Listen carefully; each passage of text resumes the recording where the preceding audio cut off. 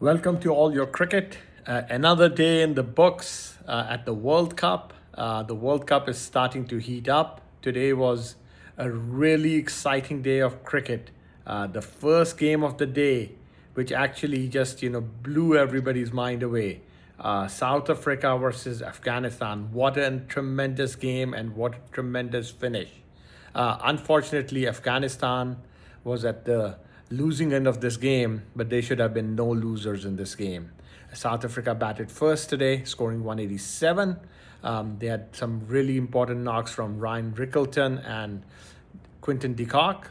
And then Afghanistan, made a comeback.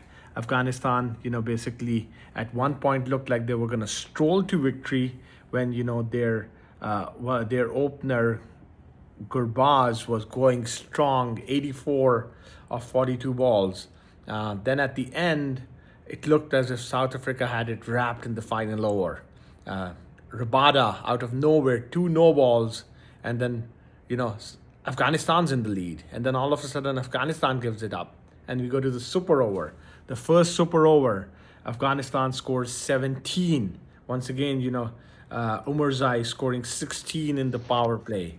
In the super over, and then Stubbs bringing South Africa back, and then from there South Africa scored 23 runs. Afghanistan needed 24. They lost a quick wicket. Gurbaz comes into bat, three sixes in a row, one ball left, 5 runs to win, and guess what happens? Gurbaz gets out. That's how this game ended. It was an exciting game of cricket, unbelievable day. Obviously, South Africa wins this. Afghanistan is on the brink. They're probably going to be eliminated. Both New Zealand and South Africa have won their games till now, so Afghanistan is pretty much out at this point. They will need a miracle. I don't think they will get it. Then the second game of the day, Australia played Ireland. Australia is losing a lot of players to injuries. Mitchell Marsh has been added to the injury list today, along with Tim David. There's no Hazelwood anymore in this tournament. So Australia hampered by injuries, but it didn't look like that today. They scored 182. Restricted Ireland to 115. Australia is always a really, really good side.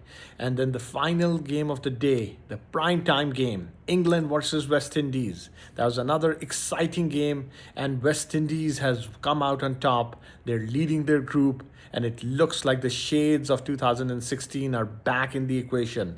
Remember, before the tournament started, Coach Sammy said that he is going to look to repeat 2016. He wants to win this World Cup, and his boys have come to play.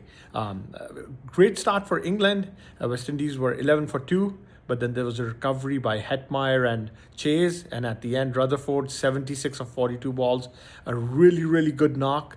A great knock under pressure. Got West Indies up to the 190s. England started off well, but lost wickets consistently. None of their big boys could score runs, and they were restricted to 165 at the end. West Indies spinners did a great job. Roston Chase, Gudakesh Moti, and Akil Hussain, all three of them bowled their 4 over spells. That's the expectation in India and Sri Lanka, that the spinners are going to dominate, and they dominated this game. They won, and they're in the top of their group. So once again, we're seeing that the World Cup is heating up.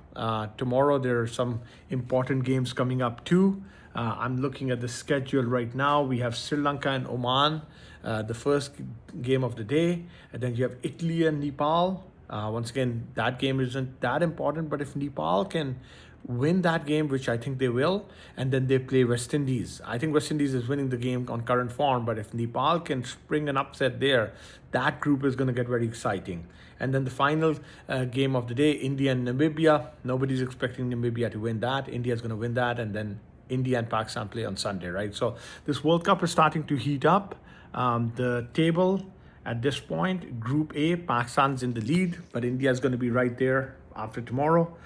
Group B, Australia and Zimbabwe are in the lead, but Sri Lanka has also only played one game. So once again, they're going to have a big contest there between those three teams. I think Australia and Sri Lanka come out on top. The West Indies group, as we spoke, West Indies group is one group that we need to keep an eye on. They have Scotland, they have England, they have Nepal. any of these teams can spring an upset any day. So let's see what happens there. But West Indies is in the best shape of any team in that group. England, lost this game, but England cannot, take it easy here. They cannot lose another game. They lose another game, they're on the brink too. And then in Group D, as we spoke, New Zealand and South Africa with 4 points each. Everybody else has 0 points. So I think they're advancing. So we're rapidly getting to the tables getting filled up. The schedule looks as if it's going to work out properly. There hasn't been many upsets. I don't think West Indies beating England today is an upset, but West Indies beating England is a big thing. I think England's on the brink now. So once again, it looks like all the major teams should advance to the Super 8s, and that starts in 10 days or so. And when that starts, you will see big moves at that point. So once again, hey, listen, the next 10 days we still got games, and then we go to the knockout stage, and that's where everybody's going to make money. So let's see what happens. Pakistan India, as you remember, Pakistan India is on Sunday. That's going to be the big game now. So everybody's focused on Pakistan India for Sunday.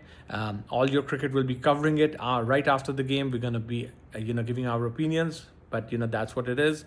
Let's see how the World Cup continues to progress, and we will be in touch.